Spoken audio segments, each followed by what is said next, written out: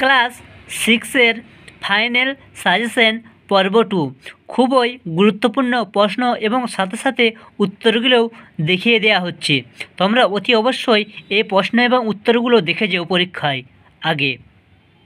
ধরাতল কবিতাটি যে কাব্যগ্রন্থ থেকে নেওয়া হয়েছে চৈতালি।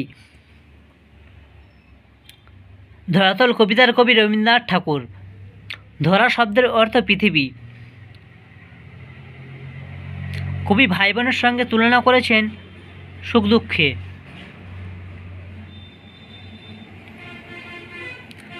ধরাতল কবিতায় কবির মুখপানে কে চেয়েছিলেন? ধরাতল কবিতায় রয়েছে সুখ দুঃখ এই দুয়ের ভাই বোন, যার কবির মুখপানে চেয়েছিলেন। কুলে কুলে কী দেখা যায়? কুলে কুলে দেখা যায় শ্যামল ধরণী। তরুণী শব্দের একটি প্রতিশব্দ লেখো। তরুণী শব্দের একটি প্রতিশব্দ হলো নৌকো। চোখে পড়ে যাহা কিছু হেরি চারিপাশে গদ্যরূপ লেখো। চারপাশে যা কিছু চোখে পড়ে তা দেখি। আজই মনে আসে কার কি মনে আসে? আজ কবির মনে আসে ছোট গীত ছোট কথা। সুখ দুঃখে কবি ধরাতল কবিতায় কিসের সঙ্গে তুলনা করেছেন? ধরাতল কবিতায় কবি রবীন্দ্রনাথ ঠাকুর সুখ দুঃখকে দুই ভাই বোনের সঙ্গে তুলনা করেছেন। মোর মুখ পানে চাই করুণ নয়নে কারা? কবি যখন নৌকো করে চলছেন তখন তীর থেকে দুঃখ এবং সুখ দুই ভাই বোন করুণ নয়নে কবির মুখের দিকে তাকায়। মোর মুখ পানে চায় করুণ নয়নে কারা কেন তাকিয়ে থাকে? সুখ দুঃখ দুটি ভাই বোন কবির দিকে একসাথে করুণ নয়নে তাকিয়ে থাকে, কারণ জীবনে সুখ ও দুঃখ পাশাপাশি থাকে, শুধু সুখ পাওয়া যায় না। ধরাতল কবিতায় যা কিছু দেখেন তাই কবি ভালোবাসেন কেন? মোর মুখ পানে চায় করুণ নয়নে। ধরাতল কবিতায় এই পংক্তিটির মধ্য দিয়ে কবি কী বলতে চেয়েছেন?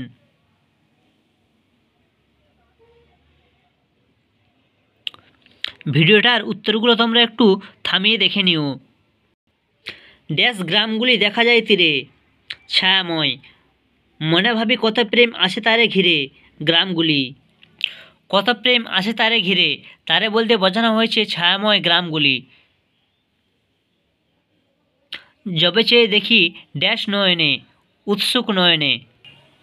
ছায়াময় গ্রামগুলি দেখে কবির কি মনে হয়েছে? ছায়াময় গ্রামগুলি দেখে কবির মনে হয়েছে যে সেগুলি প্রেম দিয়ে ঘেরা। ছায়াময় গ্রামগুলি দেখা যায় তীরে, গ্রামগুলিকে ছায়াময় বলা হয়েছে কেন? তোমরা উত্তরগুলো অবশ্যই ভিডিওটা থামিয়ে দেখে নেবে। যেতে যেতে নদী তীরে কবির চোখে কোন কোন দৃশ্য ধরা পড়েছে? ধরাতল কেমন? অতি সংক্ষেপে উত্তর দাও। মনে হয় সব নেই এ ধরনই ভালো। সব বলতে কবি কী বুঝিয়েছেন? ধরাতল কবিতায় গ্রামগুলির অবস্থান কোথায়? গ্রাম দেখে কবির কী মনে হয়? ধরাতল কবিতা অনুসারে পৃথিবীর দিকে তাকালে কবির কী মনে হয়? হাবু কোথায় দাঁড়িয়ে ফিরে যাওয়ার কথা ভাবলো? স্কুলের গেটের সামনে দাঁড়িয়ে হাবু বাড়ি ফিরে যাওয়ার কথা ভাবলো। হাবুর বিপদ গল্পে সুধীরবাবু কী রচনা লিখতে দিয়েছিলেন? হাবুর বিপদ গল্পে সুধীরবাবু বাংলাদেশের বর্ষাকাল রচনাটি লিখতে দিয়েছিলেন। সুধীরবাবুর মুদ্রাদোষ কী ছিল? সুধীরবাবুর মুদ্রাদোষ ছিল যে মনে থাকুক না থাকুক তিনি সবাইকে বলে যান মনে থাকবে। হাবু কটার সময় স্কুলের সামনে পৌঁছায়? হাবু সকাল 7টার কিছু আগে স্কুলের গেটের সামনে পৌঁছায়। সুধীরবাবুর কপালের ভাঁজ আসলে অসন্তুষ্টির চিহ্ন।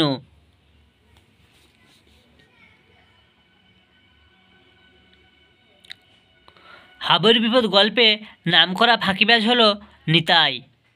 হাবুদের মর্নিং স্কুল হয় গ্রীষ্মকালে। ক্লাসের ফাঁকিবাজ ছাত্র নিতাই বসেছিল লাস্ট বেঞ্চে। সুধীরবাবু কালে লেখা পছন্দ করেননি।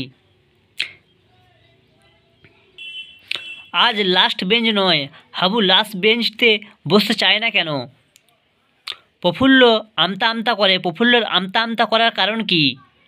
সুধীরবাবুর পরনে কী ছিল? সুধীরবাবুর একটি মুদ্রাদোষ। মুদ্রাদোষটি কী? ভীষণ রাগ হতে থাকে ভজার ওপর। কার কেন রাগ হচ্ছিল? হাবুর বিপদ গল্পে প্রশান্ত রচনা পড়া শেষ হলে সুধীরবাবু কী বলেছিলেন? সুধীরবাবু স্মিত হেসে বললেন, বেশ হয়েছে, নিজের দেখা নিজের জিনিস লিখেছ। সুধীরবাবু কোন বিষয় পড়াতেন? ছেলেটির লেখার বিষয় বর্ণনা করো। ভিডিওটা অবশ্যই তোমরা থামিয়ে দেখে নিও।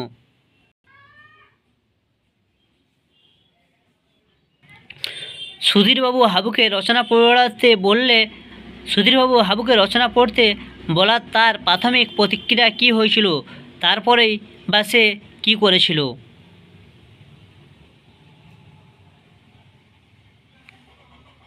হাবু তার রচনার বর্ষাকাল চারিদিকে মনের ভাবের কেমন বর্ণনা করেছিল?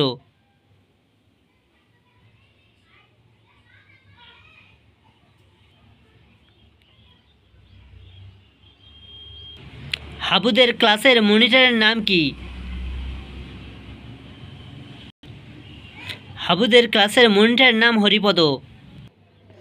কিন্তু সঙ্গে সঙ্গে দ্বিতীয় চিন্তাটা মাথায় আসে। প্রথম চিন্তা কী ছিল, দ্বিতীয় চিন্তাই বা কী? বেমালুম ঠকালো আমাকে, বক্তাকে তিনি কি সত্যিই ঠকেছিলেন? গল্প অনুসারে লেখো। সোজাসুজি স্বীকার করলেই পারতে। হাবুকে একথা কে বলেছিলেন? কোন কথা স্বীকার করবার কথা এখানে বলা হয়েছে তা নিজের ভাষায় লেখো।